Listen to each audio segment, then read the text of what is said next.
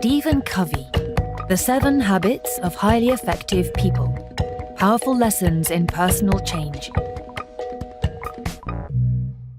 Do you wish you were more effective in life? Maybe you'd like to achieve more at work, or perhaps you'd like to be a more loving and devoted partner. Whatever it is that you want to improve, you'll only get there if you change yourself first. And the surest way to achieve lasting personal change is to develop better habits. It's true that we're creatures of habit. Not only how we act, but who we are, is, to a large extent, defined by our habits. Routines define our characters and, like gravity, pull our behavior in a certain direction. But what are the habits that can help you become effective? These extracts outline an incremental and integrated program that will improve your personal and professional effectiveness. It focuses on the following habits: being proactive, beginning with an end in mind, putting first things first, thinking win-win, seeking first to understand, then to be understood, synergizing, sharpening the saw. So dive in and join the millions who have already benefited from this approach. Before we begin, we publish new content every week. So be sure to subscribe to our channel and ring the bell to get notified about our latest extracts. Extract 1. For lasting change, you have to address your character, not just your behavior. When Stephen Covey embarked on his quest to truly understand the nature of success, he began by immersing himself in some 200 years' worth of literature on the topic, starting from 1776. Based on this deep dive, he concluded that, generally speaking, there are 2 ways to strive for improvements to your life. The first method is to work on the skills necessary for the behavior you desire. For instance, if you want to improve your relationships with others, you might study communication or body language techniques. We can call this method the personality ethic. It's been particularly popular since the 1920s, but despite it sounding like a solid path for growth, it's actually just a shortcut. The personality ethic lets you avoid working on the fundamental character traits that are holding you back, promising that some easily learnable technique will be the silver bullet for all your problems. Unfortunately, this promise is usually empty, and it almost never results in lasting personal growth. The second method is far more effective. Working on your character, that is, the fundamental habits and belief systems that form your view of the world. Only behavior stemming straight from your character will endure over time, because sooner or later, your true character will shine through.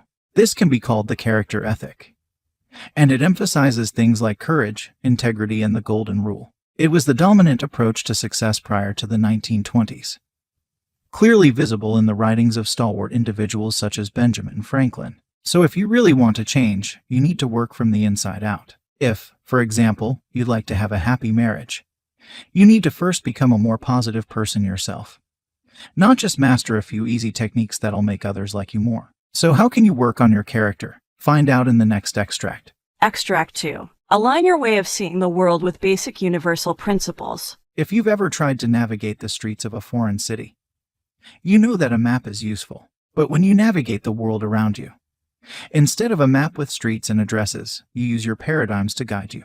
A paradigm is the subjective way each of us perceives and understands the world. After all, no one is really an objective observer. Everything we understand about the world is tinted by our own paradigms. For instance, a person with a negative paradigm will perceive getting lost in an unknown city as a frustrating waste of time, while someone with a more positive paradigm might see it as an unexpected adventure. Since our paradigms are at the core of our characters, shifting our paradigms is the key to making lasting changes. Only in this way can we change our subjective realities, and, with them, our characters and behaviors. This is why you need to recognize and monitor your own paradigms.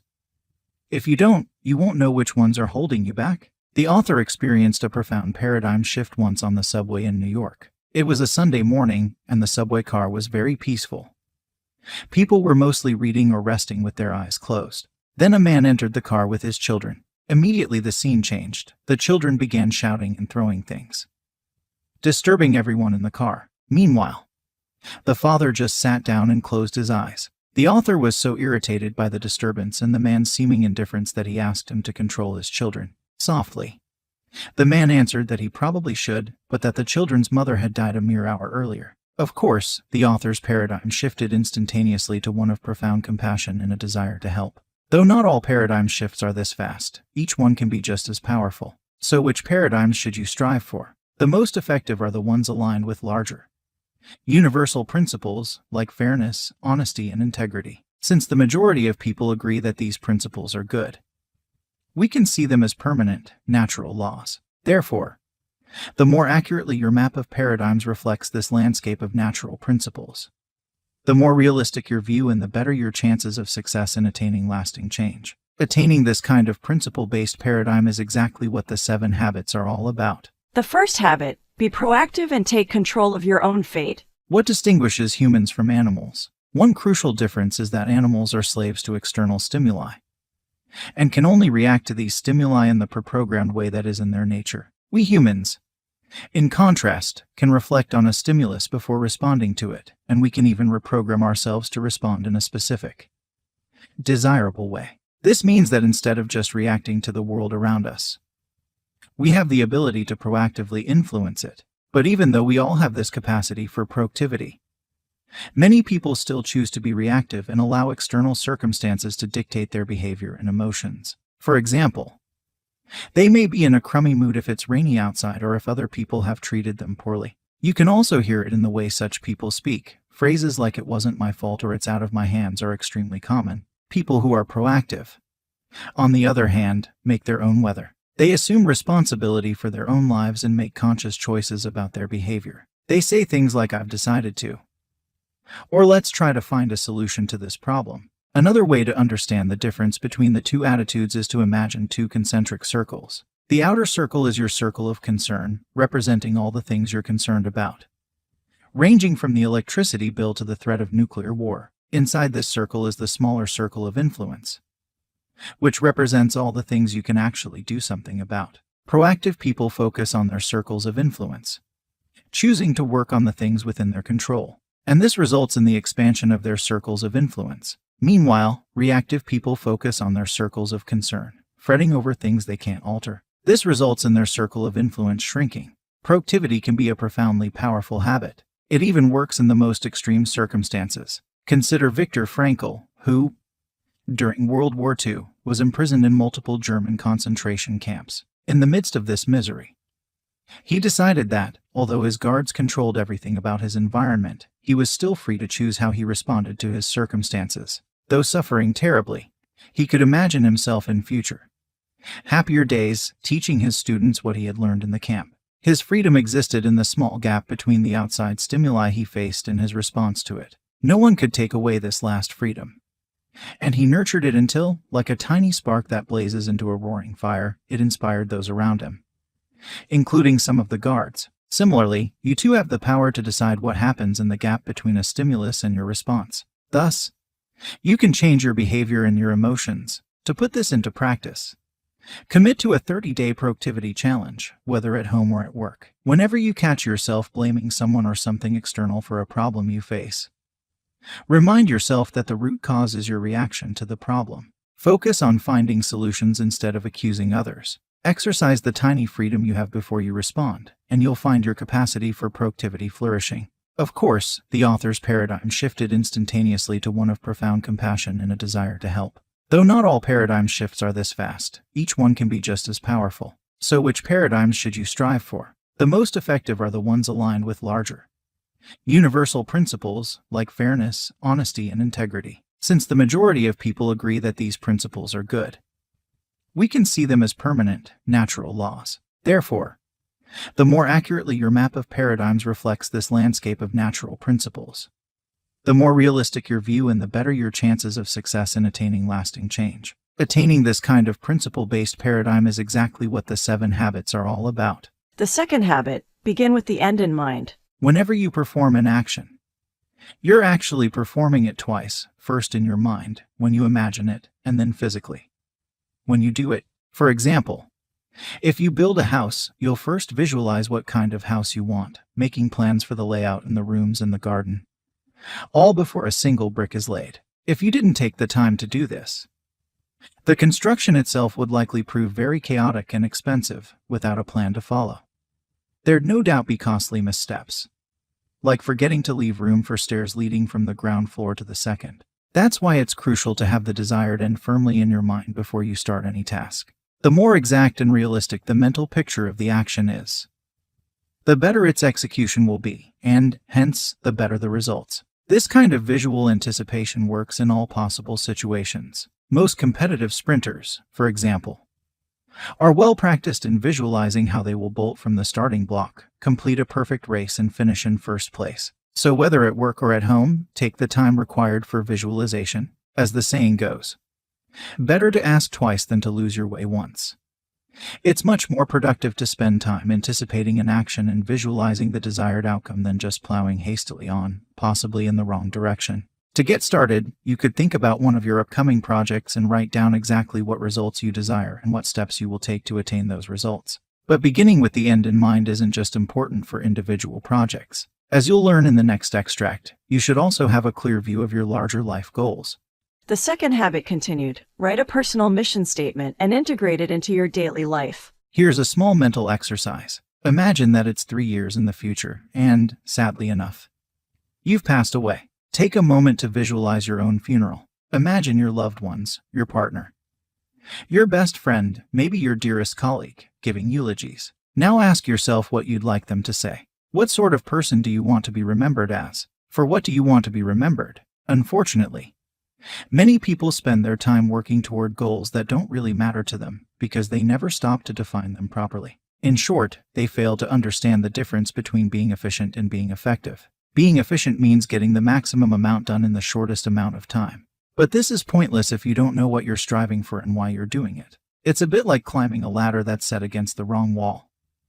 You're making progress, but in the wrong direction. Being effective, on the other hand, means having your ladder on the right wall, that is, knowing what your destination in life is. Effective people don't just thoughtlessly pursue things like money and fame, they focus on what's important to them. Everything else is a waste. So how can you clarify your destination in life? One useful method is to ask yourself those aforementioned funeral questions, and then use your answers as a basis for writing a personal mission statement. This is a document where you define your own creed, meaning what kind of person you want to be, what you hope to achieve in your life, as well as the basic values and principles underlying these goals. The mission statement is your personal constitution, an established standard by which everything else can be measured and valued. Having such a compass gives you a sense of direction and security, and it enables you to at least try to align all your actions with it. Some thoughts that could be included in a person's mission statement might be: I value my work and family equally and will seek to balance my time spent on them.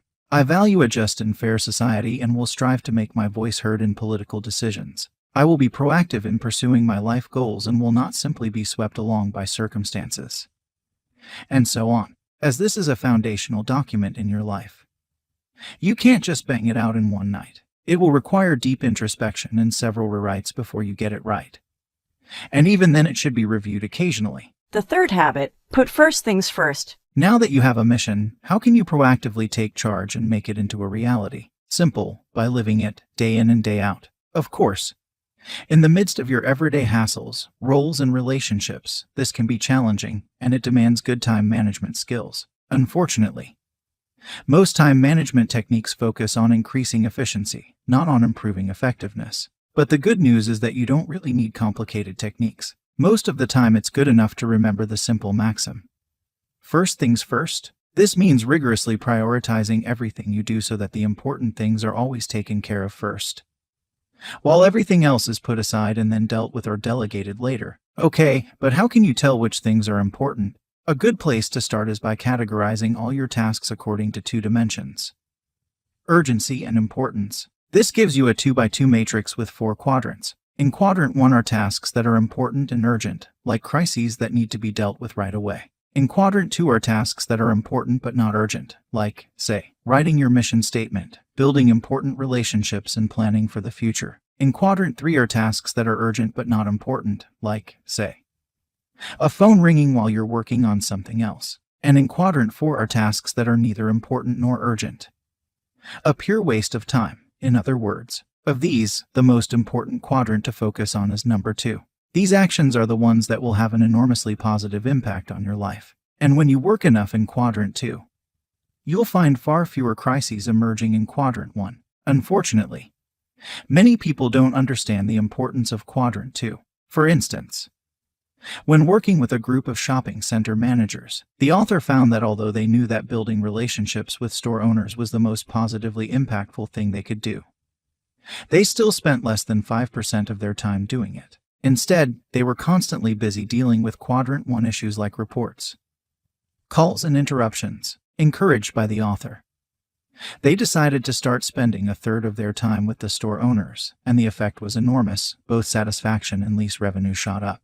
A good first step in implementing this habit in your life is to identify a Quadrant 2 activity that you've been neglecting, one that would have a significant impact on your life if you did it well, and then commit in writing to doing more of it. The fourth habit, think win-win. When you interact with others, what kind of outcome do you usually look for? Most people's worldviews are shaped by a strong win-lose paradigm. This means they see any interaction with others, whether at work or in their personal life, as basically a competition where they need to fight the other person for the bigger slice of pie. But most situations in life don't need to be competitions. There is usually enough pie for everyone. And it is far better when all parties work toward a win-win solution that is beneficial for everyone, rather than fighting for a win-lose outcome. The major disadvantage of the win-lose mentality is that when two people of this mentality come up against each other, the situation usually becomes a lose-lose one. After a bitter fight, both parties end up losing. Meanwhile, the dog gets the entire pie, which was knocked to the floor during the argument. Furthermore, it is impossible for a long-term positive relationship to form between two people who are constantly in competition with each other. For example, if your company sells services to a customer and you argue for a higher price with a strong win-lose mindset, you may succeed in increasing the value of the deal a little bit, but the customer will probably prefer to take their business elsewhere the next time.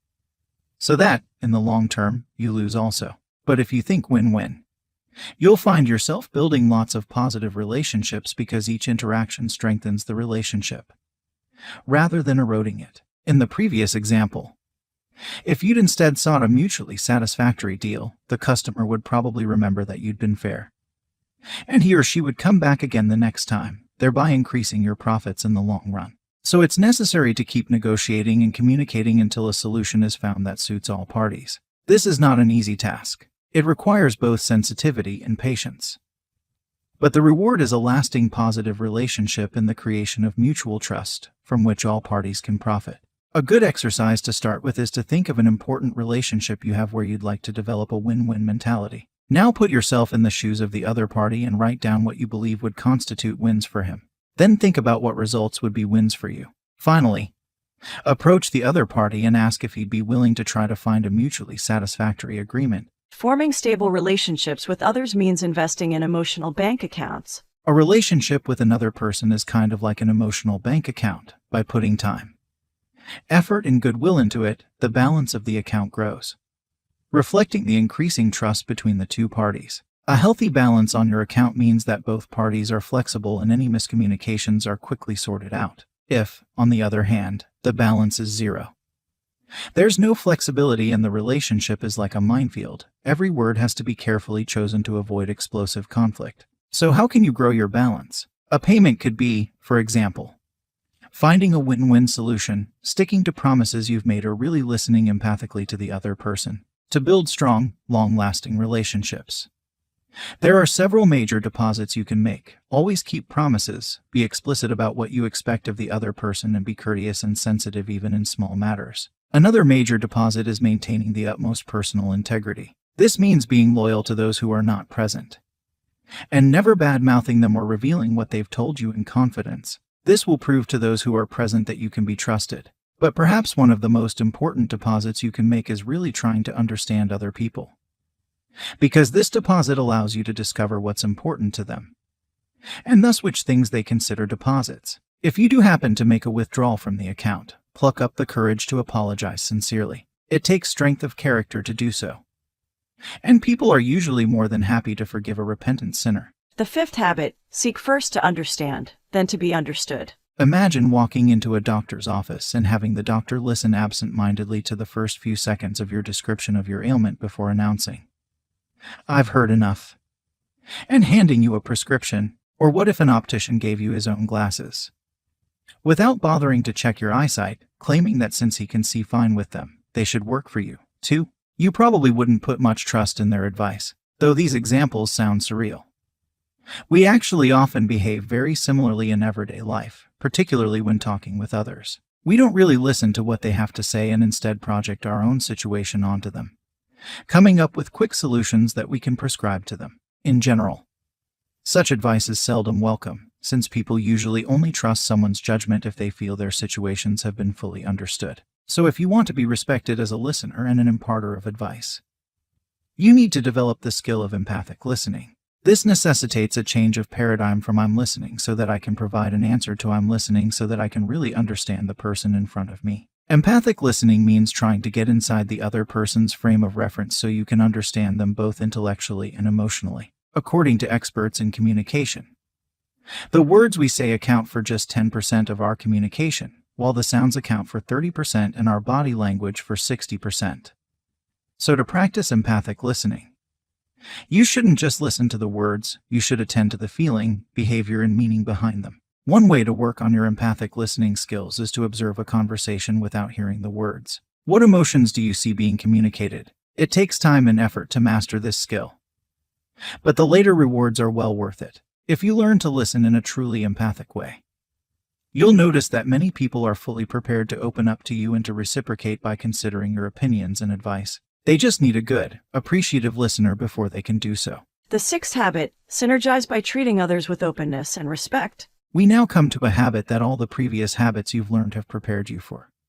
Synergizing. Synergy means a situation where the contributions of many add up to a total that exceeds the combined contributions of the individuals. 1 + 1 can equal 3 or more. So how can you implement this principle in your own social interactions? Each of us sees the world differently and we each have our own particular strengths. You can leverage the power of synergy by being open with others and valuing these differences. When people truly synergize, they listen to each other, put themselves in each other's shoes, and use the contributions of others as a springboard to create something great. They're on the same side, trying to tackle a shared challenge, not fighting each other. The path to synergizing starts with seeing your interactions with others as an adventure. The outcome of that adventure may not be completely under your control, but you should still embrace it with complete openness. This requires a significant degree of self-confidence, as well as the conviction that the combined contribution of each party can lead to something great, even if the journey to get there is a bit chaotic. So make a list of the people you find it difficult to discuss things with and think about their views. If you were more confident and open-minded, do you think you could find synergies between your perspective and theirs? The seventh habit, sharpen the saw if you want to keep sawing. If lumberjacks spent all their time sawing down trees but never once paused to sharpen their saws, they'd soon have such dull tools that they couldn't fell a single tree. Similarly, if you never pause to take care of yourself, any gains in effectiveness you achieve will be short-lived, for you'll soon exhaust yourself and won't be able to maintain any of the good habits you've developed. That's why sharpening your saw is essential for lasting effectiveness in each of the 4 key dimensions of your life. To stay physically fit, you need to exercise regularly, eat healthily, and avoid undue stress. Your spiritual health also contributes to lasting effectiveness. This could mean praying or meditating, or simply regularly reflecting on your own norms and values. To stay mentally healthy, read plenty of good books, avoid spending too much time in front of your television screen, and make time for your own writing in some form, be it letters or poetry or a diary. Organizing and planning things are also good exercises to keep your mind sharp and fresh. Last but not least, it's important to take care of your social and emotional health by deliberately seeking to understand others, building positive relationships with them, and working on projects that help improve their lives. Consciously make time to recuperate and recharge. Many people claim they can't find time for this, but in the long term, it's essential for sustained effectiveness and the rewards and productivity and well-being that come with it. To make sure you truly sharpen your saw, write down activities that could contribute to your well-being in each of the 4 dimensions. Then pick one activity in each as a goal for the week and, afterwards, evaluate your performance. This will help you strive for balanced renewal in all areas. You've just listened to our extracts on the 7 Habits of Highly Effective People by Stephen Covey. The key message of this book, for lasting effectiveness: adopt these 7 habits. 1. Be proactive. You have a natural need to wield influence on the world around you, so don't spend your time just reacting to external events and circumstances. Take charge and assume responsibility for your life. 2. Begin with an end in mind. Don't spend your life working aimlessly, tackling whatever job comes to hand. Have a vision for the future and align your actions accordingly to make it into a reality. 3. Put first things first. To prioritize your work, focus on what's important, meaning the things that bring you closer to your vision of the future. Don't get distracted by urgent but ultimately unimportant tasks. Think win-win when negotiating with others. Don't try to get the biggest slice of the pie, but rather find a division that is acceptable and beneficial to all parties. You'll still get your fair share and build strong positive relationships in the process. Seek first to understand, then to be understood when someone presents us with a problem. We often jump right to prescribing a solution. This is a mistake. We should first take time to really listen to the other person and only then make recommendations. Synergize. Adopt the guiding principle that the contributions of many will far exceed the sum total of individual contributions. This will help you to achieve goals you could never have reached on your own. Sharpen the saw. Don't work yourself to death. Strive for a sustainable lifestyle that affords you time to recuperate and recharge so that you can stay effective in the long term. Got feedback? We'd love to hear what you think about our content. Just share your thought or book recommendation on the comments section, and be sure to subscribe and ring the bell to be notified about our latest extracts. Thank you and have a great day.